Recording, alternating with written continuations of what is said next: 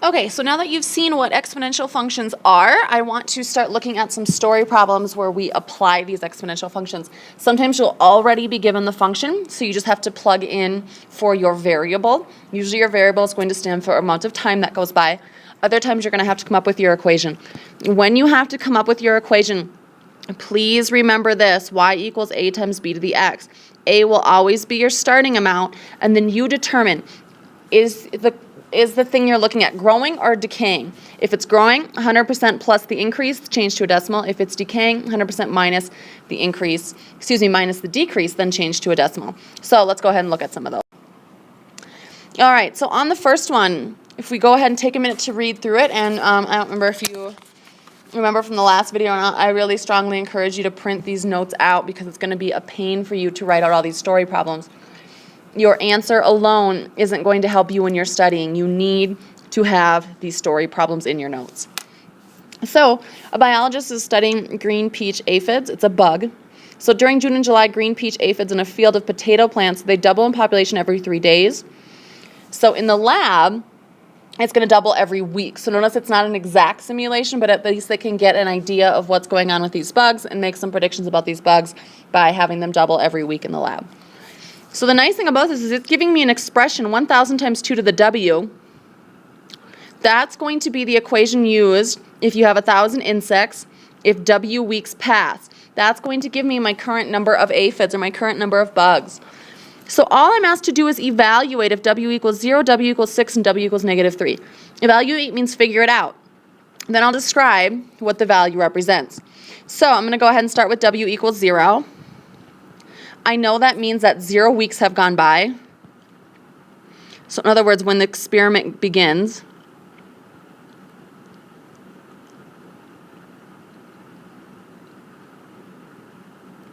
so then my amount should represent, the answer I get should represent the number of bugs that I'm starting with. Well, since I know that I'm starting with an initial population of 1,000 insects, I'm predicting that I'm going to get 1,000 as my answer, but let's go ahead and find out. So my number of bugs is going to be equal to 1,000 times 2. I'm plugging 0 in for w. I'm going to parentheses around the 2. Well, I know 2 raised to the 0 because anything raised to the 0 is just 1. So I have 1,000 times 1. And 1,000 times 1 is 1,000. And I know I'm dealing with aphids, so I have to have my units. And I've already talked about what that stands for. It stands for the number of insects that I'm starting with. Looking at the next one, when w equals 6. I'm going to do the same thing. So this is 6 weeks after the experiment begins.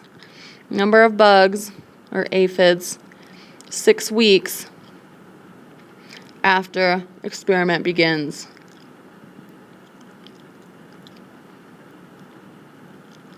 All right, so I'm going to go ahead and say that I have 1,000 times 2 to the 6th.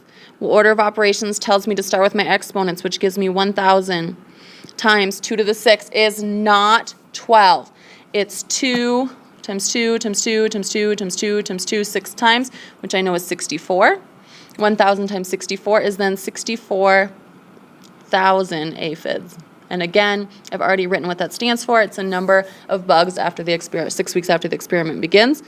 And then lastly, what happens when w equals -3?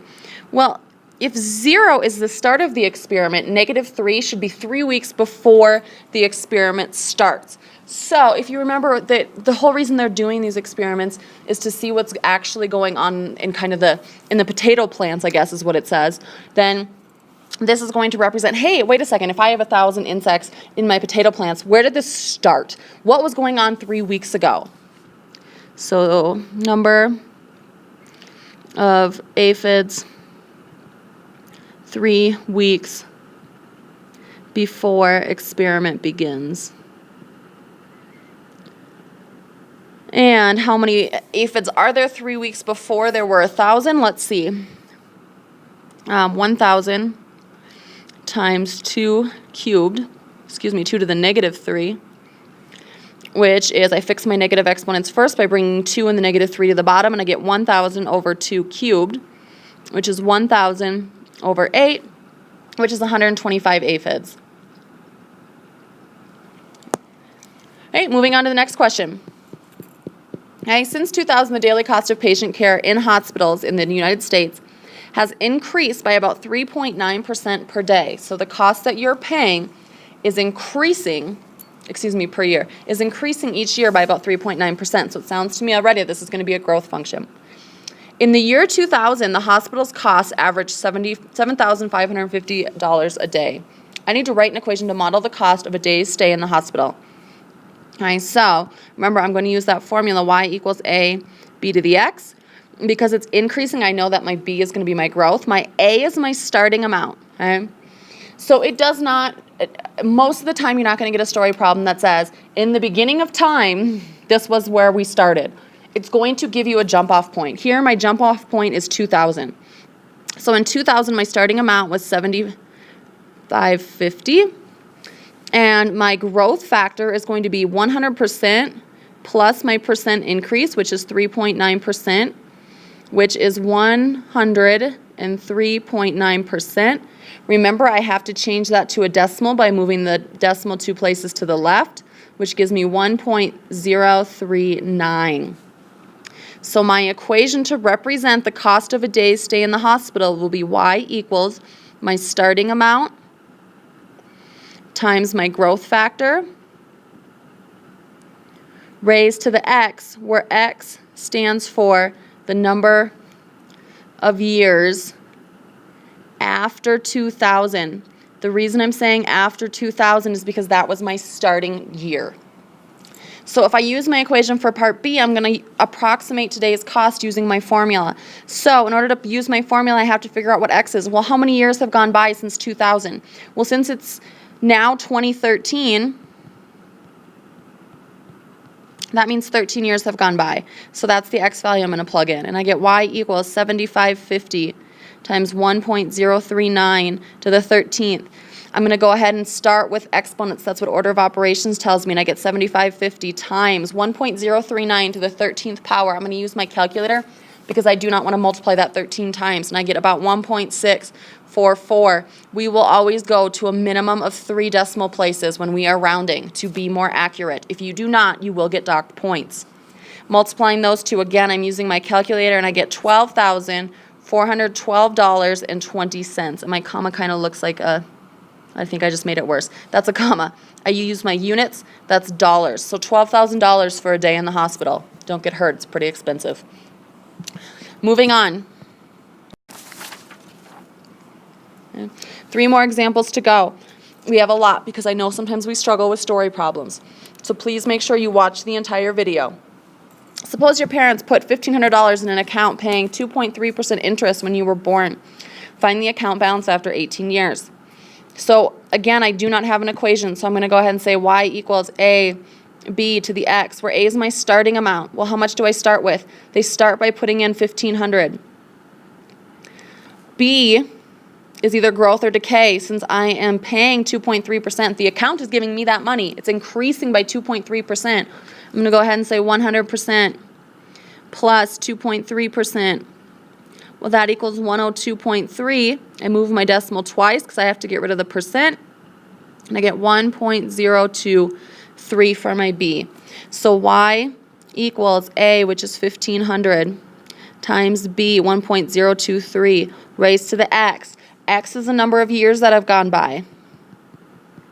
Well, if now I'm 18, that means 18 years have gone by. So I'm going to go ahead and say y equals 1,500, 1.023 raised to the 18th.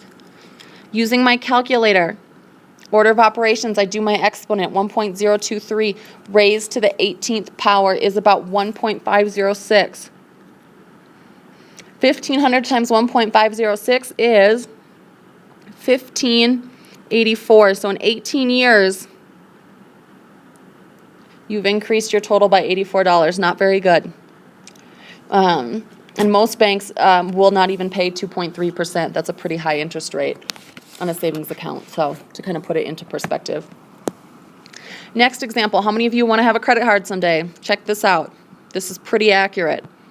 Suppose you purchase a new TV. Your TV initially cost $1,200, but you put it on a credit card that has an interest rate of 23%. They're earning money on you. That's growing. Your amount is growing. That's a growth. It takes you 2 years to pay off the credit card. How much extra will you pay on the TV?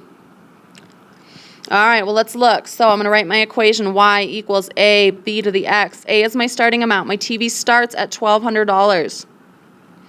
My growth is 100 plus 23%, which is 123%.